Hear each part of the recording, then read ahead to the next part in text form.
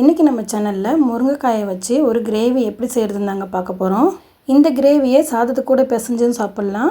சாதத்துக்கு நல்ல ஒரு சைட் டிஷ்ஷாகவும் இருக்கும். இப்போ இந்த முருங்கைக்காய் கிரேவி எப்படி செய்கிறதுன்னு பார்க்குறதுக்கு வாங்க வீடியோக்குள்ளே போகலாம். அஸ்ஸலாமு அலைக்கும், வெல்கம் டு ஹிராஸ் சமையல். ஃப்ரெண்ட்ஸ், இந்த ரெசிபி செய்கிறதுக்கு ஃபஸ்ட்டு நம்ம முருங்கைக்காயை இது போல் கட் பண்ணிக்கலாம். முருங்கைக்காயை நீளமாக கட் பண்ணி அதையும் ரெண்டாக கட் பண்ணி எடுத்திருக்கேன். ரொம்ப பிஞ்சு முருங்கைக்காயாக இருந்தால் நடுவில் கீரை தேவையில்லை. அடுத்ததாக ஸ்டவ்வில் ஒரு பேன் எடுத்து வச்சு அதில் 1 டேபிள் ஸ்பூன் போல் எண்ணெய் சேர்த்துக்கோங்க. ஆயில் நல்லா ஹீட் ஆகணும். அதுக்கப்புறமா அதில் 1 டீஸ்பூன் சோம்பு சேர்த்து நல்லா பொரிய விட்டுடலாம். சோம்பு பொரிஞ்சதுக்கப்புறம் நம்ம 2 மீடியம் சைஸ் வெங்காயத்தை கட் பண்ணி இது கூட சேர்த்துடலாம்.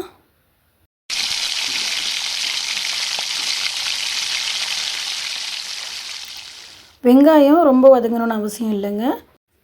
கிளாஸ் பதம் வந்தாலே போதுமானது. அதுக்கப்புறமா நம்ம கிரேவிக்கு தேவையான அளவு தனி மிளகாத்தூள் சேர்க்க போகிறோம்.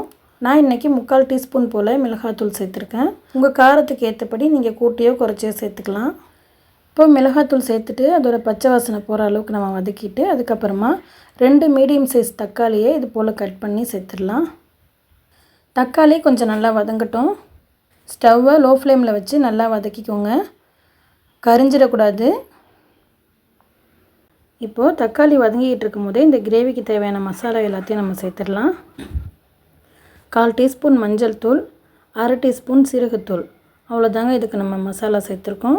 இதுக்கப்புறம் எந்த ஒரு மசாலாவும் தேவையில்லை. இந்த மசாலா சேர்த்து நம்ம ஒரு தடவை கலந்து விட்ட பிறகு முருங்கைக்காய் வேகிறதுக்கு தேவையான அளவு தண்ணி சேர்த்துடலாம். சேர்த்துட்டு நம்ம கட் பண்ணி எடுத்து வச்சுருக்கிற முருங்கைக்காய் எல்லாத்தையும் உள்ளே சேர்த்துடலாம். அதுக்கப்புறமா இந்த கிரேவிக்கு தேவையான அளவு உப்பு சேர்த்து நல்லா ஒரு தடவை கலந்து விட்டு இதை நம்ம மூடி வச்சு வேக வைக்க போகிறோம். முருங்கைக்காய் வேகிறதுக்கு ரொம்ப டைம் எடுக்காதுங்க.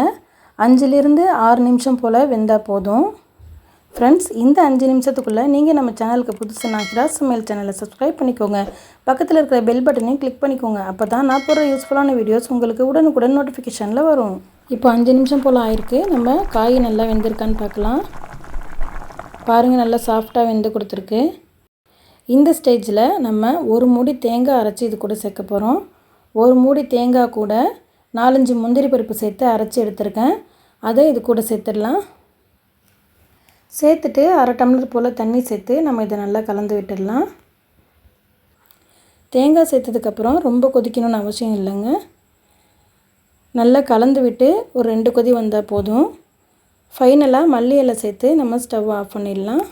அவ்வளோதாங்க, ரொம்பவே சூப்பரான ஹெல்தியான முருங்கைக்காய் கிரேவி நமக்கு தயாராகிடுச்சு. இதை சாதத்துக்கூடையும் பிசைஞ்சு சாப்பிட்லாம், சாதத்துக்கு சைட் டிஷ்ஷாகவும் வச்சு சாப்பிட்லாம். நல்ல டேஸ்ட்டாக இருக்குங்க. குறிப்பாக புளிக்குழம்பு, ரசம் சாதம் இது எல்லாத்துக்கும் நல்ல ஒரு அல்டிமேட்டான காம்பினேஷனாக இருக்குங்க. ஃப்ரெண்ட்ஸ், நீங்களும் இதை ட்ரை பண்ணி பாருங்கள். பிடிச்சிருந்துச்சுன்னா லைக் பண்ணுங்கள், உங்கள் ஃப்ரெண்ட்ஸ் அண்ட் ஃபேமிலிக்கு ஷேர் பண்ணுங்கள். நம்ம ஹிராஸ் சமையல் சேனலை சப்ஸ்கிரைப் பண்ணிக்கோங்க. தேங்க்ஸ் ஃபார் வாட்சிங்.